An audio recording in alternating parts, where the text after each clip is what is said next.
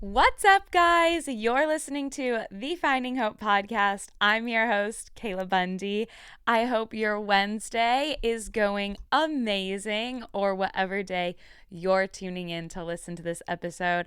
I hope the sun is shining. I hope you're feeling good. And I know that by the end of this episode, my hope is you feel even better than you do right now. If you're new here, welcome to our incredible community. We are such a family, a sisterhood. We're all about being rooted in the belief that there is hope for more and living in this expectancy for positive change, no matter what that is in your life. And we're going to break down different topics, and I'm going to give you actionable steps to take hold of the areas in your life that you want to see fullness, life, progress, growth, success in. There's a new episode every single Wednesday, and if you have not already rated the podcast and left a review, please go and do that. It literally means the world. I love reading them, and it helps me so much more than you know. Also, don't forget to follow along with the social media at the Finding Hope podcast on all platforms to stay up to date on all the new and exciting things and engage with me over there. For this week's episode, it is all about habits and how powerful daily habits are. And I'm going to give you guys 4 takeaways and 4 major habits to start implementing into your life every day right now to get you where you want to go in your relationships, your career, your work, your fitness, your schooling, your jobs, your friendships. It does not matter. These habits that I'm going to be giving you guys are so applicable to any situation that you're in right now and getting you to reach the goals that you have for yourself in that area. I want to open with this Bible verse found in 1 Corinthians because I think it's so evident all throughout Scripture how important what we do every day is. And even in our world, whether we believe in a God, whether we have a faith, if we just look at things at face value, I think in my life, it's so easy to see that big change does not happen by making one thing different in your life or waking up and all of a sudden you've arrived. Every time I've ever experienced breakthrough, change, success, anything, it has been because of what I do every single day. And it's the small things. It's the habits that I have daily. It's the things that I choose to prioritize. It's all of the progress that leads up to it. I don't just have a perfect relationship by never doing anything. I don't just have the dream job by never putting in the work or by doing something once in a while. It really is a course of making small changes consistently and constantly to produce amazing and lasting results. And definitely, like, this is evident when you are at the gym. And if you only go once every 3 months, you're probably not going to have exactly what you wanted. Even if that's not in the ways you look, you're just probably not going to feel as strong, as healthy, as energized if you were to go multiple times in a week. And so I think just commitment of renewing our hearts and minds and commitment and pouring into ourselves is essential. And the Bible is just laced with that and filled so much with showing how disciplined, how routine, how committed God's people and Jesus even was. And their character and their actions and what they did were almost predictable because of their lifestyle. It was not uncommon for David to win all of these battles because it was normal for him. It was routine. It was God's provision that allowed him to do that. It was more surprising if he lost a battle than it was for him to win one. And so that's where I want us to get is I want it to be way more surprising for us to not succeed in areas in our life than it is for us to succeed. I want the success to be so normal and I want it to be so expectant because we're experiencing it all of the time. So back to the verse in Corinthians. I love this verse and I want to read this verse because I think it really just gives a clear representation of the importance being disciplined and having habits in your life. it says in 9:24 through 27, it's a little long, so bear with me. Do you not know that those who run in a race all run, but one receives the prize? Run in such a way that you may obtain it. And everyone who competes for the prize is temperate in all things. Now, they do it to obtain a perishable crown, but we for an imperishable crown. Therefore, I run thus, not with uncertainty. Thus I fight, not as one who beats the air, but I discipline my body and bring it into subjection, lest when I have preached to others, I myself should become disqualified. I know that's like a lot and it can sound really confusing. So just take a deep breath. We're going to break it down. I want to start by it just saying so plainly, do you not know that those who run in a race all run, but one receives the prize? I see so many people in my life, I've been guilty of this as well, where I'm running this race. I have these goals. I have this vision. I have boxes I want to check. I have places I want to go. And so does everyone else around me. And their ideas, and they're great. And I have this motivation. I have this momentum. And then I start going, and slowly I look back in a few years and I'm like, oh, I actually never did that. Those were huge goals. Still haven't completed them. Still haven't gotten there. Still haven't done the things that I thought at this point in my life I would do. And I see that in myself. I see that in the people around me. And I've noticed, okay, well, what is the blockage? Like, why does it feel like we're all running and we're chasing this thing? And like the prize is, the results from it, in my opinion. And why am I not getting any results? And so I love how it's saying, run in such a way that you may obtain it. And run not in the physical sense, but in the sense of life it's a marathon. It's not a sprint. And I think not just in life, but I think there's seasons of it. And there's seasons in my life where it might feel like a sprint, but it really is a marathon. There might be times in my life where there's this urgency, or I feel like I need to mend a situation. I feel like I need to hurry and get in shape because summer's coming up and we got to have a hot girl summer. And there can be things that feel like, ooh, there's this urgency. I need to just sprint this out and try to make all these changes, and then I'll get the results that I want. And I love that it says to run in such a way that you may obtain it. Because if we are running and we are sprinting in things and we are just full of these ideas and we're full of making these big changes, then it does not really produce a crop that is going to sustain us and uphold us and be a foundation for us to become our new base that we can then build off of. So my first step in running in such a way where you may obtain it is creating the habit of pre-deciding. I heard this from Pastor Greg Rochelle. He has a leadership podcast. He's an amazing pastor and preacher. And he has talked a lot about the power of pre-deciding. And for me, it has been so transformative.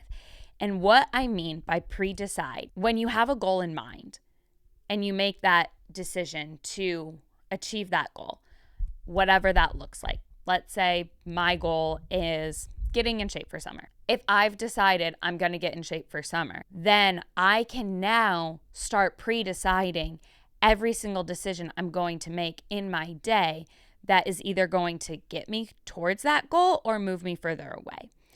And if that's the goal I've already decided, then every other little decision, it's easier for me to pre-decide about. And if I go to sleep and I've already pre-decided what my next day is going to look like, I've pre-decided I'm going to the gym, I've pre-decided I'm going to eat a certain way, I've pre-decided I'm going to walk, I've pre-decided these different things. Then when I wake up the next day and my schedule picks up, when things start happening, I don't have to try to remember what my goal was and try to create this time and space for me to get to a place where I can actually pour into that goal a little bit each day, because I've already in my head decided what I'm going to pour into and the amount that I'm going to pour into that goal. And if I don't pre-decide that, then it makes it so much harder for me to make the time to go to the gym, to make the time to go on a walk, to make the time to cook all of my meals. Versus if I've already made all of those decisions then it's clockwork. I don't have to think about it. I just wake up and I exist in it and I operate in it, and it's effortless. And this goes for so many things. I'm just using the gym as an example, but I've really found pre-deciding to be such a helpful habit when it comes to big areas in my life and when it comes to the big goals I have and creating change in areas that feel stagnant, because I know personally I can run dry when I don't really see a lot of momentum. And when I've been working at something for so long and I don't feel like it's getting to where I want it to go, if I look at my circumstances and I see it for what it currently is, it can make me want to change those decisions. It can make me want to change what that goal looked like. It can make me just lose sight of it. And so pre-deciding has just been so helpful because it doesn't even allow my flesh to come in and to tell me I can't do it, or to distract me, or to discourage me. And I think the more that you can operate in the spirit with a sound mind, with clarity, with promise of, hey, God is fighting these battles with you and he's named you victorious over them. And the less you operate in the flesh that has the doubt, that has the distractions, that has the discouragement, the better it is. And so pre-deciding has just been so transformative for me to help me to always operate in the spirit and to be disciplined and obedient without needing external results to motivate me to keep going. Habit number 2, and I know we've probably all heard this, but try to wake up 2 hours before you normally do. And I say 2 hours, I know that sounds a little extreme than just an hour, but 2 hours before you need to wake up, because mornings are, for me, when I find the most amount of growth in every area in my life. When I can dedicate my mornings into myself and pouring into myself, it changes the entire course of my day. Whereas if I wake up and I feel rushed and I need to start going right away and I need to jump into things, it drains me quicker. It leaves me feeling tired. My focus isn't there. I don't end up doing the things that I do want to prioritize in my life because the busyness of the day has now hit me. And where I thought I would have the time, by the time the day's over, I'm too exhausted to do what I originally had wanted to do for that day. What I originally had pre-decided I was going to do, now I don't feel like I have the time for it. Psalm 5:3 says, "In the morning, Lord, you hear my voice. In the morning, I lay my requests before you and wait expectantly." Oh, I love that verse. I love that so much. I was always big with my sleep. I do not sacrifice my sleep. My sleep and my food keep me healthy. So those are the two things in my life I never negotiate on. And when I decided I was going to start waking up earlier and I was going to really utilize my mornings, get to a place where I sacrificed a lot of my nights so that I could get on a schedule where I would wake up earlier. And the benefits of that have been insane for me. And I noticed the biggest difference when I let myself sleep in and I start my day a little later and I start and I hit the ground running versus when I have an early start to my day and it's calm and it's peaceful. Having that time that doesn't feel rushed and interrupted is so important, because when you first wake up and you are hit with distractions from your phone, when you're hit with this urgency to get going, when you're hit with all of these things, it takes away from the provision you could have if you woke up with clarity, with peace, and without hearing this noise from everything around you. But when you can hear your own thoughts, when you can spend that time with the Lord, when you can listen to him and it doesn't feel like there's this sense of urgency to rush it, that is where I'm saying I experience so many benefits, because that is my time where I can really present my requests to the Lord, where I can really not have external things or outside influences shaping those thoughts that are first going to run through my head. Because when I wake up I'm a fresh slate. I have just experienced God's new mercies every morning. So the first thing I do when I wake up is I'm experiencing his new mercies. And the second I turn to my phone or something that needs my attention right there and then, I miss that opportunity of really getting to soak in the newness that the day can bring and is going to bring me.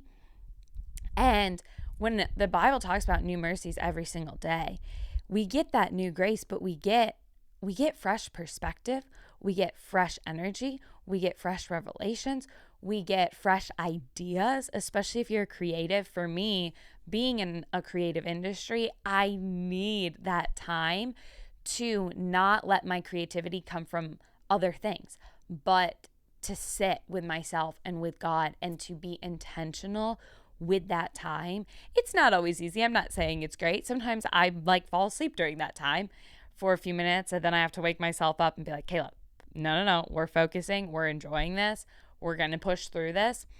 It's not always easy, but when I've pre-decided I'm going to wake up early and I'm going to have this time for myself and the Lord, and to really lay out what my day is going to look like, be so prayerful in the steps that he's going to have me take throughout the day. And in the mornings, that's where I go on my walks. That's where I go to the gym. That's where I do things to pour into my body and to pour into myself.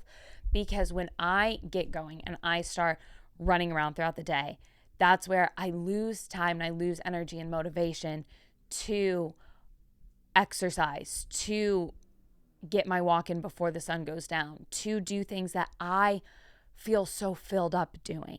And so the morning is where I really just prioritize creating a habit of using my morning to do what fuels me, fuels my mind, my soul, and my body. And that kind of goes with habit number 3, which is aligning your priorities and setting your priorities straight. I think it's so important to start your day with the things that are most important to you and then let it kind of trickle down from there. And so, like I said, for me, it is so important that I start my day undistracted. I start my day without feeling rushed. I start my day where I can have fresh eyes, fresh perspectives, a fresh weight lifted off that I might need, and where I can really prioritize pouring into my body, pouring into my mind, and pouring into my soul. And when I check all of those boxes and I start my day with those boxes already checked, it's crazy how much energy, how excited I am, how creative I am, how disciplined I am all throughout the rest of the day, because I've already now, by the time I need to start my day, I've already done things I'm so proud of myself for, and I've already completed the things I had pre-decided were important to me. And so by the time I need to actually start getting going and start working, I'm not starting from a place of, okay, now let me step into this with a posture of trying to execute these things. I'm stepping into it with, oh, I've actually already executed the most important things for me. I feel great. I feel so proud of myself. I feel so ready and prepared and excited for the day. And now I can step into this knowing I'm already halfway through what I need to get done. And so I think it's so important to just prioritize your days in a way where your most important things are what you start with. And that doesn't have to be work. I don't start with my work. My work is extremely important to me. That is at one of the top of my priorities.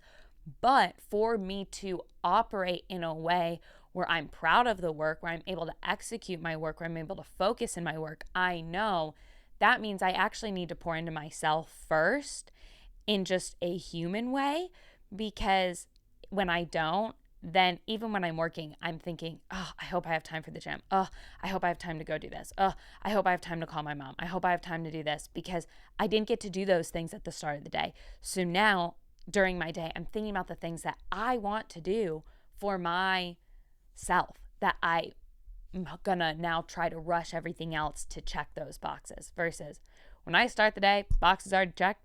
It's just smooth sailing, and I can be so much more focused, and I can hone in on what needs my attention when it needs my attention. It gives me the ability to be present. I love, back to that first verse, it says, "Therefore I run thus, not with uncertainty. Thus I fight, not as one who beats the air, but I discipline my body and bring it into subjection, lest when I have preached to others, I myself should become disqualified. Basically, that's saying I'm not running with uncertainty. I'm not running with a goal that isn't in mind. I'm not just going where the wind takes me, but I have vision and I have direction. And I'm not just beating the air and fighting the air. I actually have purpose for the things I'm doing. It doesn't go without meaning. And when it's kind of saying, when he preaches that he would not be disqualified, it's in the sense that he's practicing what he's preaching. He's not saying, hey, do these things, and then when it comes to him, he's checked out, doesn't apply. He's saying you need to run in a way where you're the example and you're able to be a living, walking testimony. You're able to practice what you preach, and you are disciplining your body and bringing it into subjection. With that, kind of the verse that comes to mind when I was talking earlier about living in the flesh versus the spirit and kind of disciplining your body, Romans 8:13 says, "For if you live according to the flesh, you will die. But if by the Spirit you put to death the deeds of the body, you will live." And there it said, you put to death the deeds of the body to live. And then back in the verse in Corinthians, it says, "But I discipline my body and bring it to subjection." It's not necessarily saying, hey, your actual body, you are disciplining, your training, you're putting your body to death. It's a representation of our flesh. And it's stressing the importance of not letting our flesh take over. Because like I said earlier, our flesh is in this world. And in this world, we have the enemy who wants to kill and destroy and to bring us down and to distract us and to take us away from all the goodness and the fullness that God has for us to not just walk into, but fully experience and endlessly experience. It's not just oh great, you get to experience God's goodness once in your life. No, you're experiencing God's goodness every single day. He wants to give you his perfect love, his perfect plan, his perfect gifts to you every single day. And the enemy wants to do the complete opposite. And so when we're operating in our flesh and we're operating in our body and what we physically on a human level can endure, the capacity is just so different, because us in our own strength, the Bible says we can do nothing, but with God we can do all things.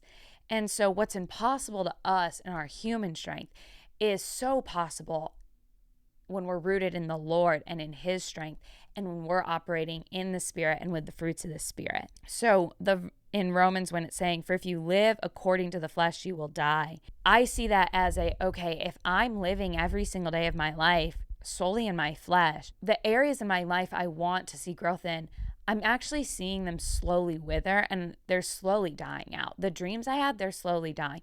The goals I had, they're slowly dying. The relationships I had, they're slowly falling apart. Because if I'm not pouring into those things daily, if I'm not making those things a habit in my life to decide every single day I'm going to operate not in my flesh, but in the Spirit, then anything that operates in the flesh dies. Because if you just look at the world around us, every single thing has a timeline. Nothing lives forever. Trees die, grass dies, plants die, animals die, we die. Nothing in this world lives forever. And so if we are dictating our decisions in the flesh and operating in a way that does lead to an end and it doesn't lead to fullness, we can only get so far. And so my encouragement with all of these habits is that you're able to operate in a way where you're operating in the Spirit and you're operating with God strengthening you, and you're operating from a source that never ends, that never runs out, that never runs dry, but that gives you the strength every day. It gives you the motivation. It gives you the discipline. It gives you the ability to withstand those temptations to be lazy or to get caught up in the drama and the small things that can come your way that are bumps in the road. But because the bumps in the road, they can feel destructive. They can feel like, oh, if I'm basing my decision every day based on these bumps, if I'm basing my decision every day and I wake up and I just let life happen to me instead of me experiencing life in the ways I want to experience it, one leads to death, one leads to life. And so my encouragement is that these habits are getting you to a place where you can fully be drawing from a place of life, drawing from the Spirit to give you life in these areas that you want to see fruition in, that you want to see growth and success in. My fourth and final habit that I personally need to really implement in my life, so this is really me preaching to myself right here, it's setting deadlines. And I need to be so much better at setting deadlines because I think I can be good about most of the other things, and I'm very disciplined in my life. I will say, people that know me know I am extremely disciplined, but where I notice a gap is I don't set deadlines. And so no matter how disciplined I am, when I don't have a set deadline of this needs to be done by this date, this has to happen by this date, then even though I'm disciplined, that's great. But I kind of have this leniency, or I don't get to where I want to go as quickly as I could because I don't have that urgency to arrive there at that time. And I don't even mean like on a huge, like 3-month scale, a year scale, a 5-year plan. I just even mean in my life on the daily. What I really want to try to do is set an end time for myself to work. And it's different. I mean, for everyone, I'm using my personal life and my work life as an example. It's definitely going to be different for you and for anyone listening. We all have very different lives. But me being my own boss, me kind of running everything, I can notice that I will just work and work and work and work and work until 11 o'clock at night, go to sleep exhausted, not be able to really plan my day out for the next day because I'm brain dead. And then I wake up, I check all those things, I do those things, but then my workday goes so long and so late that it allows me to be distracted. It allows for things to enter during that time that I wouldn't enter if I knew I have to be done by this time. And so I'm really trying to really create the habit of setting deadlines, of saying, hey, you're clocking off no matter what at this time. And it gives me that urgency of let me hyper focus on what actually needs my attention when it needs my attention. And I can create those time blocks. And then that applies to so many things. I mean, in a week, in a month, it's so important for me to set deadlines of I need to reconnect with this person in 2 weeks, and I have that deadline for myself. If I don't set that deadline, months and months go by and I realize, oh my gosh, I haven't talked to one of my best friends in the longest time. Whereas when I have pre-decided I'm going to talk to them, when I've established that's a priority for myself, and when I've set a deadline, I know now there's that urgency for me to create that time, create that space in X amount of time for me to get it done. Whereas when I don't give myself that deadline, there isn't that urgency, and then things can pile up that take my attention, that do genuinely need my time and attention, because we can always have excuses that are valid. I think whenever people have excuses, I'm like, hey, you're not wrong. You're so valid in your excuses. But at the end of the day, they're excuses. And I need to tell myself that all the time, of reminding Kayla, that's an excuse, even though you're so valid in that. And yeah, you did need to do that.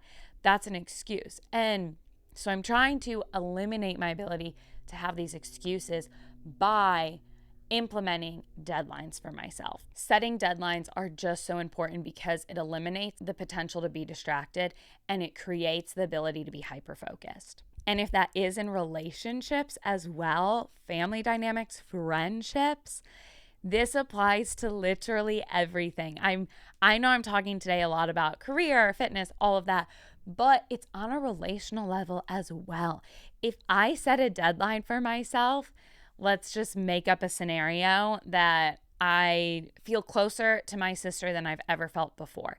And if I have that deadline in a month, then I can work that back and be more intentional about, okay, if in a month I want us to feel, not just myself, I want the both of us to get over this resentment we may have. We don't have resentment, just to clarify. But let's say we have these grudges. Let's say we have these things that are really blocking the beauty of operating in sisterly love that we could. And I set a deadline for myself of I have to be done with it. And we have to get over it by that time. I know for myself, I'm going to be actively doing things before that deadline to make sure that that plays out. And I wouldn't have done that before. I probably won't, if I don't set that deadline, I probably won't call as much as I would if I do.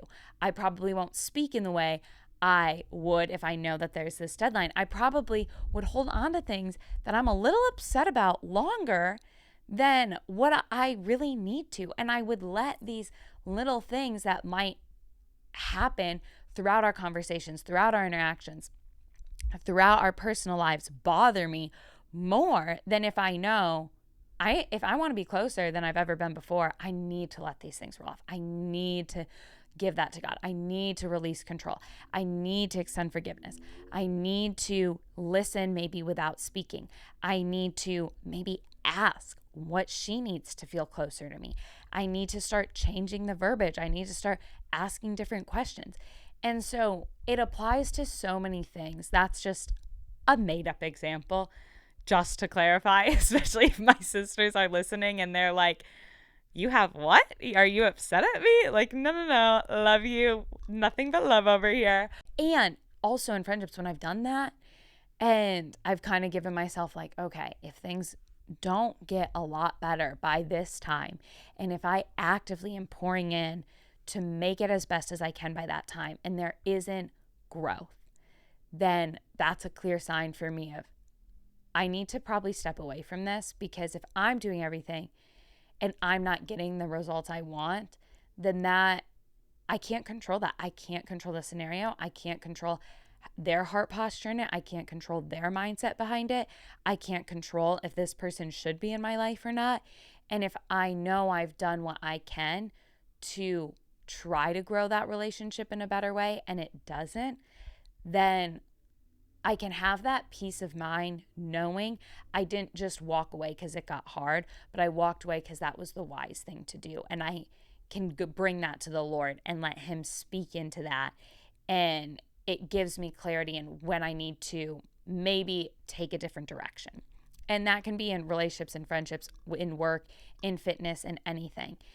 When you're not seeing where you wanted in those deadlines, then you can bring that to God in your morning time when you're waking up earlier, and allow him to speak clarity into that, and allow him to either redirect or allow him to fill you with new energy, with new focus, with new motivation to continue to push through those scenarios. I hope these tips were helpful for you guys. Please go and comment which tip you thought was the most helpful, 1, 2, 3, or 4. And to give you a little reminder, our first habit was the habit of pre-deciding. Our second habit was waking up 2 hours earlier. Our third habit was setting your priorities straight. And our fourth habit was setting deadlines for yourself.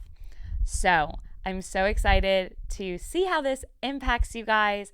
I hope these takeaways are going to make a lot of big changes for you in your life. And it's amazing how small things create huge change. I love you all. Don't forget to rate and review this podcast, and go follow us on the social media at the Finding Hope Podcast on all platforms. I love you guys, and I'll talk to you next week. Bye.